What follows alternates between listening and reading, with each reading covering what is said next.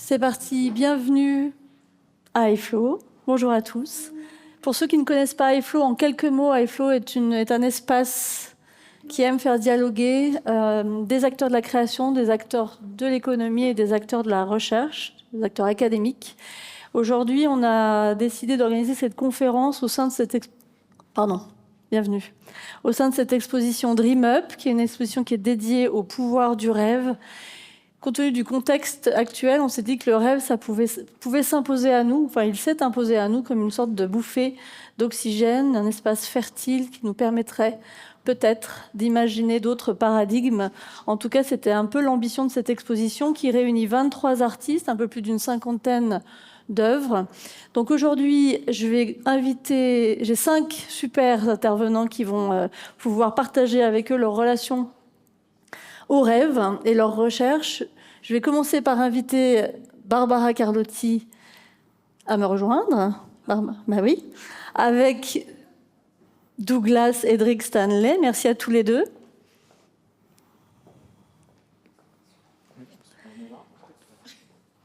Alors, en quelques mots, Douglas Edric Stanley, alors, le problème des deux, c'est qu'ils sont très multicasquettes, multitalents. Donc, allons-y. Donc, Stanley... Enfin, Douglas, je vais y arriver, hein, chaque fois. Douglas, toi, tu enseignes à la Aide au Master Média et Design, et tu es artiste, designer, commissaire, théoricien, et tu t'intéresses particulièrement aux relations entre algorithme et esthétique. Barbara Carlotti, idem, auteure, compositrice, interprète, réalisatrice, écrivaine, qui a sorti son dernier album Chérie ton futur avant l'été et qui, accessoirement, il y a quelques années, a exploré le thème du rêve dans son album Magnétique. Et je vais d'abord laisser la parole donc à Douglas pour commencer sur les instruments hallucinatoires. Ok, le son fonctionne. Ok, on va passer au slide. Ah oui, c'est à moi d'avancer. Ok, voilà. Donc ça, je vais faire... oui, je mets mon... Oh, voilà, parfait, le timing, je vais mettre le mien. Je vais faire une sorte de speedrun.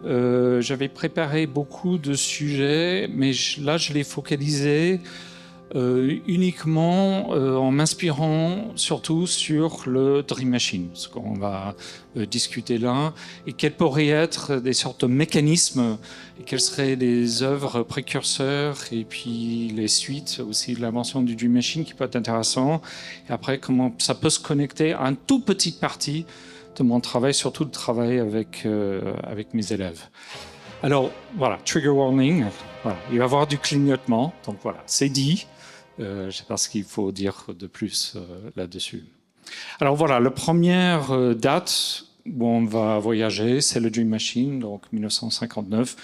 Tu en parleras plus, voilà. Donc je vais plutôt sauter, mais je trouve que c'est intéressant que voilà, ces deux-là, Brian Gysin, William Burroughs, ont un ami à Paris, le Beat Generation, ou proche du Beat Generation, qui fait quelque chose de similaire à leur appareillage, qui est une sorte d'appareillage hallucinatoire sans avoir besoin de prendre de drogue en voyage. On fait des sortes de voyages intérieurs. Et je trouve que c'est intéressant de comparer ce qui se passe un peu à la même époque avec, par exemple, la musique. Donc ici, c'est une composition de Terry Riley. Alors Terry Riley, il faut savoir, a fait des choses aussi très hypnotiques, très ambiant, très proche d'une personne qu'on va voir juste après, Brian Eno. Mais je trouve que c'est cette pièce-là qui parle d'un aspect plus particulier, qui est important du Dream Machine, c'est la répétition. C'est le bouclage, c'est les micro-bouclages. Et donc ce qu'on entend là, on va le monter un peu. Voilà. Donc ce que vous entendez là, c'est les musiciens, les musiciennes en train de passer d'un boucle à l'autre, à leur propre rythme, sans jamais revenir en arrière. Donc c'est une sorte d'essaim d'oiseaux comme ça, une sorte de nuage commun, mais où chaque élément est en train de naviguer seul. Et donc on peut entendre un bouclage.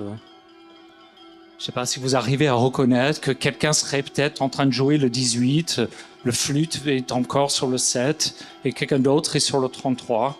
et les choses, les gens évoluent comme ça. Et donc c'est une sorte de système de composition musicale modulaire qui devient très important pour les gens comme moi qui travaillent avec des algorithmes, des programmes, des machines. C'est une sorte de proto-composition algorithmique avant l'heure qui influence beaucoup. Et voilà. Et comme c'est aussi, Terry Riley, c'est un illuminé, toujours une dimension cosmique, une sorte de lever du soleil, de la complexité. Et puis, on revient à un petit rythme très, très simple à la fin. Autre compositeur en train de jouer sur ce même jeu de micro-bouclage et de phasage et de déphasage dans le micro-bouclage, It's Gonna Rain, plutôt un décalage d'un enregistrement audio. Et là, je vais jouer un morceau en anglais d'un entretien récent au New York Times entre Brian Eno, compositeur important pour toutes ces histoires-là de clignotement, et Ezra Klein. Donc, ils sont en train de discuter et plus ou moins une résumé, puisque c'est en anglais, mais c'est un anglais très simple. C'est que c'est une musique qu'il a inventée là, où on s'entend en train de percevoir avec son appareillage cognitif, de perception, son appareillage perceptif, on écoute, en train d'écouter de la musique. Et Ezra Klein propose que ça modifie notre perception même de nous-mêmes. Well, Steve Reich was a very important part of my listening because he made a piece called It's Gonna Rain that opened a door for me.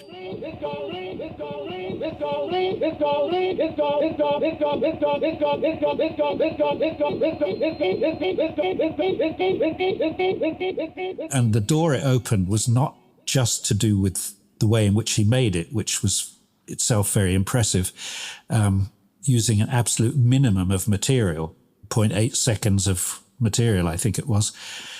That piece works by making your brain behave in a certain way. So I suddenly thought then, oh, the composer isn't just Steve Reich. It's Steve Reich and my brain that's making this composition what it is. And that thought never left me, that you actually are engaging the technology of the listener's brain to complete the piece. They're not passive. Listening to his music completely changed my relationship with music, I think. It's like power washing your own mind. Yeah. Like to really sit through it. It's as psychedelic as any, as I think any drug out there. It really does. It's so rhythmic and it forces your brain to adjust to it in a way that feels like when you come out the other end of it, yes, some sort of reprogramming has happened. Voilà, donc power washing the brain, laver le cerveau au Karcher et modifier quelque part les notions de perception. Bon, on va écouter vraiment en accéléré. It's gonna rain after a while for 40 days and for 40 nights. And the people that believe him, and they begin to laugh at him, and they begin to mock him. Donc ça, c'est le morceau, ça, c'est le sample. Voilà. Et là, on commence dans les jeux de bouclage. Et quand on avance, on a l'unité de la voix qui devient deux, qui commence à faire des jeux de phasage et de déphasage.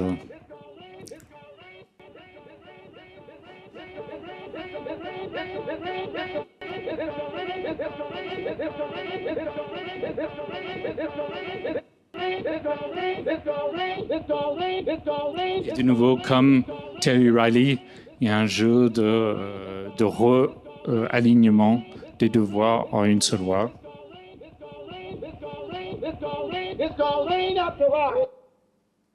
Voilà. En parallèle, à peu près à la même époque, vous avez des gens qui essaient dans un autre médium de travailler sur ces notions de boucle, de répétition. Ici, c'est une sorte de projet fou. C'est un projet de fou, même, par sa propre définition, Paul Charitz. Quelqu'un obsédé par les clignotements voulait construire même des sortes de films, expériences épileptiques, où le support même, le substrat matériel de l'appareillage cinématographique serait expérimenté en direct comme une sorte d'affrontement presque violent, corps, clignotement, conscience. Donc, projet un peu impossible parce qu'on ne peut jamais arriver à ce substrat un peu essentialiste qu'il avait. Il avait une idée d'une sorte de cinéma structurel, il l'appelait. Mais je pense que ça anime beaucoup de choses qu'on va voir pour la suite. En tout cas, moi, ça m'a beaucoup animé, ce sorte de projet fou. Et voilà. Et là, je le croise avec ma biographie à moi. Et je vais parler pas forcément de mon propre travail, un tout petit peu vers la fin. Je vais parler surtout d'une vallée où j'ai grandi, une vallée que vous connaissez. Je suis né, voilà, un peu à l'époque de tous ces clignotements. À cet endroit-là, voilà, c'est l'endroit exact de ma naissance, sur le campus de Stanford. Et j'ai grandi dans ces collines.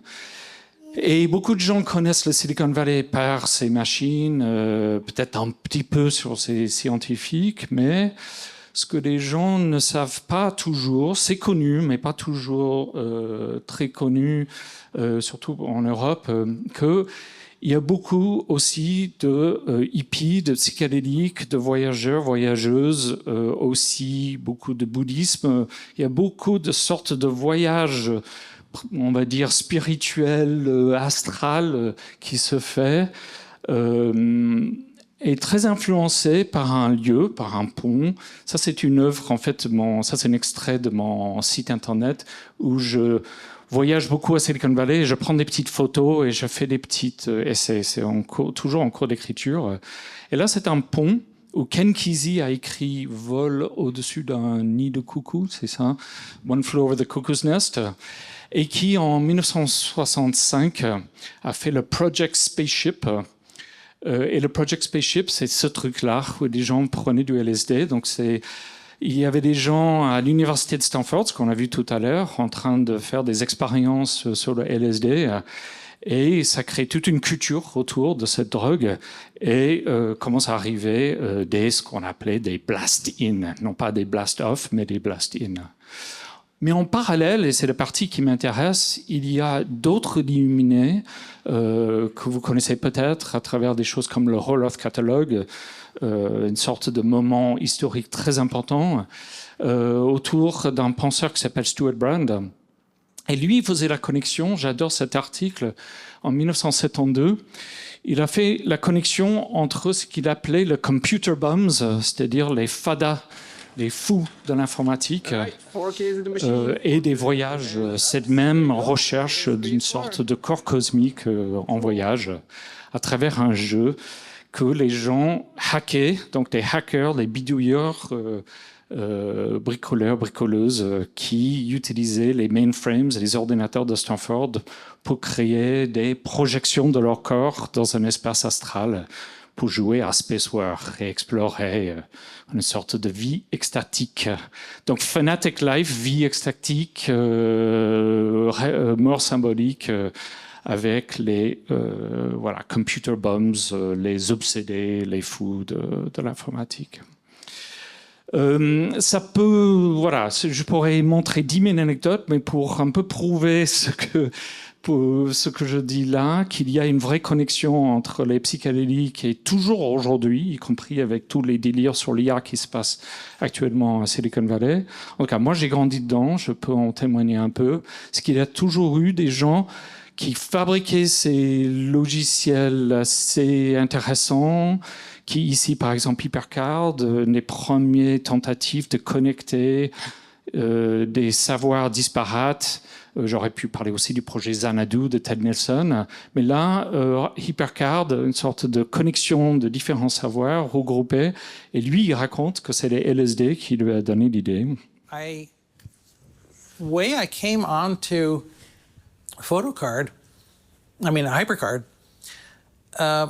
was really in terms of thinking about islands of information that are disparate. D'informations disparates. Okay, I'm 65. I Voilà, can tell j'ai 65 ans. wouldn't Je tell peux vous livrer un secret. HyperCard was inspired by an LSD trip. Voilà, j'ai Now, pris I du took on LSD a park bench outside sur my un house in banc Los Gatos, à Los Gatos. and I had taken some really nice acid, and J'ai I pris was du LSD. sitting up the whole night watching the stars. regardais les and étoiles. I'd look up there at the stars, and I kind of looked down, and Et there je were regarde les street lumières lamps. en bas, And there was a parallel between the stars and the street lamps. les lumières en haut, les lumières en bas, Clouds of thermonuclear energy burning. énergie And thermonucléaire another en one haut. They're so far apart. Mais c'est tout ça, They can't even communicate. c'est It's des, speed of light limitations. des distances infinies et impossibles. Voilà. If these guys were talking to each other, they wouldn't have much of a conversation. Voilà. And I say, look, Alors, donc, si, voilà, donc, c'est voilà, quelque chose qui peut bien se passer dans le Very Druggy California. Mais c'est ces idées-là, en fait, qui vont finir par construire une sorte d'idée d'un écosystème où on peut avoir du savoir interactif, interconnecté, qui va inspirer ensuite un endroit dont vous avez peut-être entendu, qui s'appelle le CERN. Cette personne, Tim Berners-Lee, Tim Berners-Lee raconte que HyperCard était un des précurseurs de cette idée de comment réunir des informations ensemble. Mais si vous voulez une version plus tripée de ce délire où on va faire des sortes de trips sans drogue, je pense que c'est plutôt ce personnage-là qui est un personnage fétiche pour moi, Jeff Minter. Alors ça, on est en 84, on est sur un Commodore 64. Ça, on peut mettre la musique. Lui, il ne pouvait pas à l'époque avoir la musique et le visuel ensemble. Donc lui, imaginez qu'on choisirait son propre morceau. Lui, il suggère par exemple de mettre du Pink Floyd. Il écoutait beaucoup de Pink Floyd.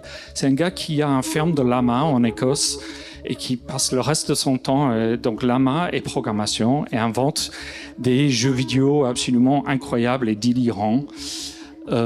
Et donc, à un moment donné, il décide de ne pas faire des jeux vidéo, mais de directement créer une sorte de appareil, un petit programme psychédélique. Mais quand il a des moyens plus tard, et ça viendra très vite dans sa carrière, ça donne ça. Il faut monter.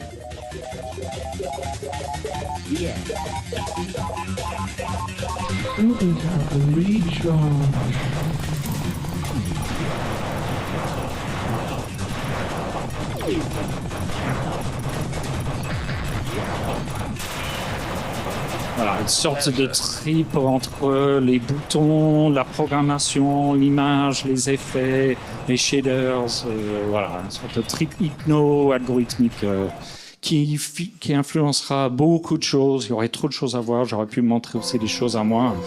Mais voilà, des très belles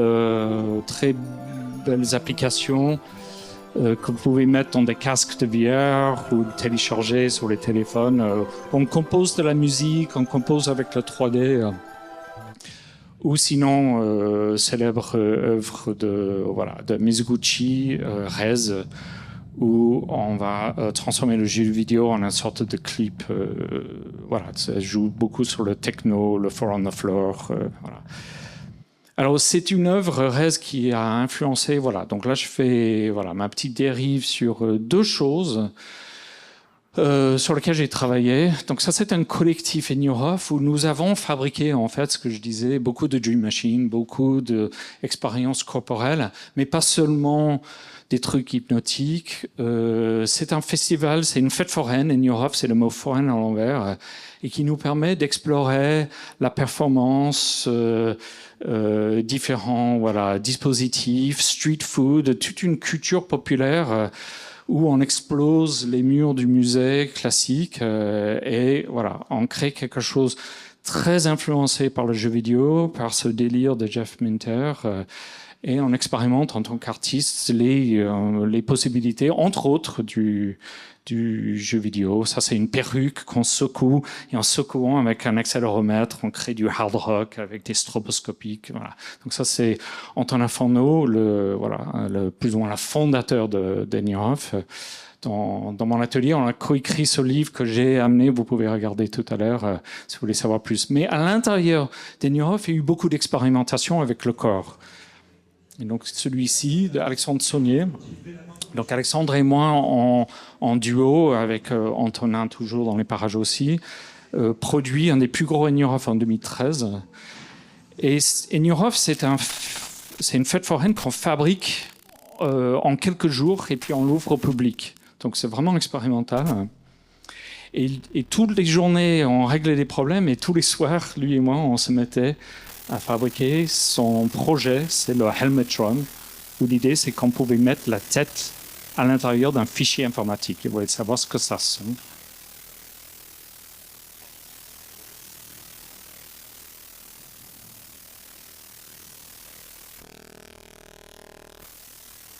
Voilà, donc il y a des lumières qui sont sur l'intérieur. Là, on est très proche du machine classique, sauf que au lieu de l'oscillation des lattes de bois, c'est le clignotement du microprocesseur.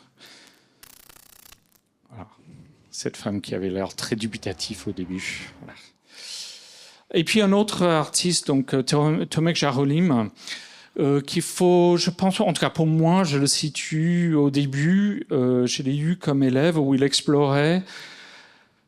Dans son travail, j'avais un atelier dédié à la programmation artistique comme à la programmation comme une sorte de forme artistique parmi d'autres matériaux qu'on peut explorer. Et lui, il explorait souvent code, couleur et corps. Ça, c'était pendant 3-4 ans. Il a fait toute une série au Festival lyrique d'Aix-en-Provence. Il a fait des grands spectacles aussi. Des choses qui sont très, très beaux. Et puis, il est parti à l'ENSAD, au laboratoire de recherche, où il reprend ces obsessions-là sur les sortes de couleurs primaires qui se projetteraient sur le corps, et avec un système de détection, une chose qu'on travaillait beaucoup à l'époque, où on faisait beaucoup de détection du corps en temps réel. Et donc là, le système... le système détecte si on a les yeux ouverts ou fermés. Et quand vous fermez les yeux, ça va projeter la lumière sur vos paupières. Donc de nouveau une inspiration directe d'une machine avec un tout petit rajout de cette interactivité. Et donc ça, c'est un travail qui s'est fait à l'intérieur d'un laboratoire de recherche dédié sur la question directement de la lumière à l'ENSAD. Voilà. C'est presque une bonne introduction à la suite. Voilà. N'est-ce pas? N'est-ce pas? Voilà. Justement, j'arrive à la fin. Et voilà, magnifique. Alors, je voulais juste lancer une sorte de question pour tout à l'heure, qu'on pourrait discuter. Je pense qu'il y a la question de qu'est-ce qu'on trame là-dedans? C'est quoi la chose qu'on cherche? Je vais faire une sorte de petite, peut-être une petite provocation théorique. En tout cas, moi, ça me guide beaucoup. C'est le concept deleuzien de l'immanence. Et je pense que c'est plus ou moins à travers Deleuze ce que Brian Eno racontait tout à l'heure. Je pense qu'il y a quelque chose dans ce jeu de répétition où on fait expérience autrement de notre propre appareil de perception. Et que c'est ce décalage, ce phasage et déphasage qui fait qu'on n'a pas besoin d'avoir une sorte de point de vue transcendant, mais qu'on peut, à l'intérieur du corps même, découvrir des sortes de lignes de fuite à travers ce jeu de phasage et de déphasage de la perception. Et voilà ma proposition de peut-être une discussion.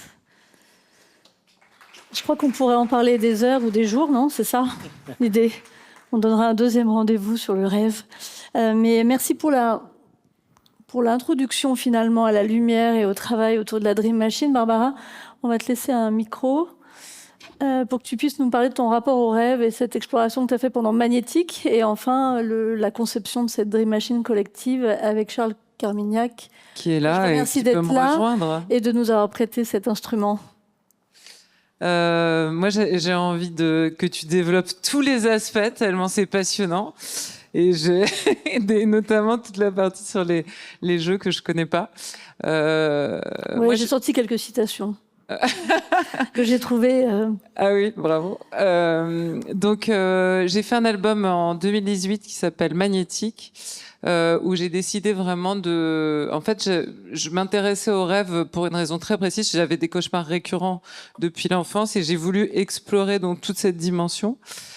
Et un peu par plein d'aspects, c'est-à-dire d'une part en adoptant des techniques aussi qui sont connues par enfin qui ont été mises à jour, notamment par Michel Jouvet sur le sommeil paradoxal, mais aussi des écrivains de science-fiction comme von Vogt qui se réveillait pendant son sommeil paradoxal, donc toutes les heures et demie la nuit, pour prélever en fait la matière de ses romans dans ses rêves. Et donc j'ai fait la même chose, mais moi pour écrire un album qui s'appelle Magnétique. Donc je me suis enfermée dans une maison en Bretagne pendant un mois et je lisais beaucoup de littérature scientifique. Mais je regardais aussi beaucoup de films, etc.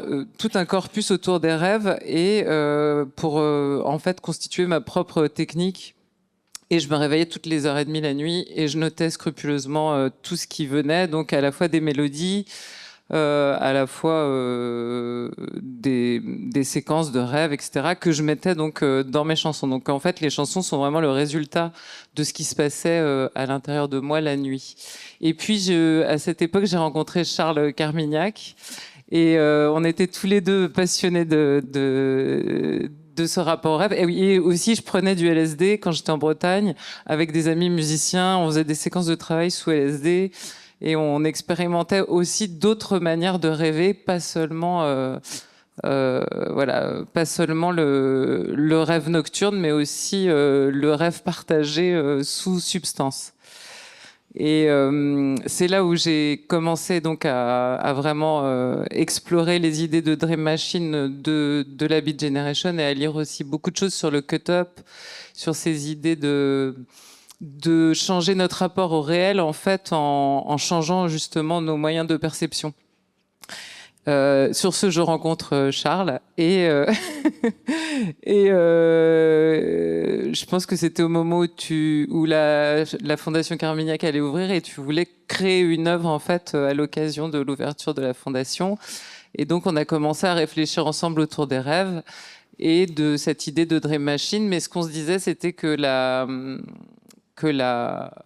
l'expérience qui avait été créée donc par Brian Geizin parce que il était dans un bus qui allait vers Marseille et il a fermé les yeux, il y avait une rangée d'arbres en fait et le soleil tapait de façon un peu rasante comme ça sous ses paupières de façon intermittente à cause des arbres en fait. Et c'est comme ça qu'il s'est mis à avoir des visions, il dit un orage transcendantal de visions colorées. Et c'est ça qu'il a cherché à recréer, effectivement, on en a parlé très rapidement, mais pour moi c'était aussi assez passionnant de tout ce que raconte Brian Geizin sur ses expériences, c'est-à-dire qu'en tant qu'artiste, lui, il voyait vraiment tout un corpus d'œuvres qui aurait traversé les siècles, qui venaient s'afficher en fait à l'intérieur de son cerveau, sans avoir du coup besoin de regarder les œuvres, mais en fait les œuvres se créaient à l'intérieur de lui. Et cette idée qu'il pouvait traverser l'histoire de l'art avec ce procédé donc de Dream Machine. Je pense que et plus ils ont travaillé en fait avec Brian Geizin, Ian Somerville et Burroughs, plus ils l'ont expérimenté, plus pour eux ça s'est affirmé effectivement comme un moyen non chimique d'ouverture des consciences, ou en tout cas d'élargissement ou de conscience modifiée, quoi. Comme ce qu'ils avaient expérimenté finalement avec le peyote. Mais en fait, ce qui était aussi très intéressant dans leurs propos, c'est que pour eux, il y avait aussi cette idée qu'on pouvait créer une sorte de communauté télépathique, c'est-à-dire que cette inflexion de la lumière, ces flickers qui viennent taper sous nos paupières et qui nous mettent dans un état dans les ondes alpha, donc dans un état entre les ondes alpha et les ondes bêta, c'est-à-dire un état de conscience qui est entre la méditation et le rêve. En fait, ça leur permettait de communiquer de façon télépathique sans avoir l'usage du langage. Et en fait, c'est comme si les ondes qui se propageaient, les ondes lumineuses, nous permettaient de communiquer de façon télépathique sans langage avec les autres et de créer des rêves communs. Alors j'extrapole un peu sur les rêves communs, mais il y avait vraiment cette idée que pour eux, en plus qui étaient homosexuels, ils pouvaient comme se passer du langage pour raconter ce qu'ils étaient en fait. Et donc cette idée de créer une Dream Machine pour nous avec Charles, c'était vraiment déjà d'en faire une expérience qui était plus large que simplement l'inflexion lumineuse, mais aussi d'avoir une bande son avec des ondes en dessous de 20 Hz qui permettent aussi de se mettre dans cet état de conscience modifié. Et par ailleurs, donc vraiment de renforcer en fait l'état de la Dream Machine simplement lumineuse, mais par les ondes sonores, et ensuite en prenant des breuvages de plantes qui étaient préparés par Gauthier Dupont. Et donc voilà, cette idée, c'était de faire de fabriquer une œuvre expérience qui soit qui vienne toucher tous les sens en fait. Le goût, la vision et aussi l'audition, quoi. Et donc on a fait les premières séances à la Fondation Carmignac la nuit. On emmenait donc le public faire cette expérience avec nous. Puis après, ils faisaient une très très grande balade jusqu'à la plage. Donc en fait, l'idée qu'ils aient changé leur perception à travers la Dream Machine leur permettre de s'ouvrir à plus de sensations plus tard en allant jusqu'à la plage dans un espèce de trajet nocturne où donc tous leurs sens auraient été en éveil. Voilà. Et donc tout je sais plus trop ce que je peux rajouter. C'est déjà pas mal. C'est très bien. On a projeté quelques images de la Dream Machine justement pour l'avoir en mouvement. Et d'ailleurs, après la conférence, pour ceux qui veulent, on pourra sans doute la mettre en mouvement. Peut-être qu'on peut juste... Est-ce que vous avez une question pour Douglas et Barbara? Moi, ce qui pourrait m'intéresser, c'est que vous échangiez sur ce sujet de l'interaction justement entre... Tu parlais d'instruments hallucinatoires, Douglas, tout à l'heure. La technologie, on pourrait parler de l'intelligence artificielle, comment les nouvelles technologies peuvent pousser ce travail de recherche ou d'accès à une autre forme de conscience, une conscience altérée. Je pense que c'est...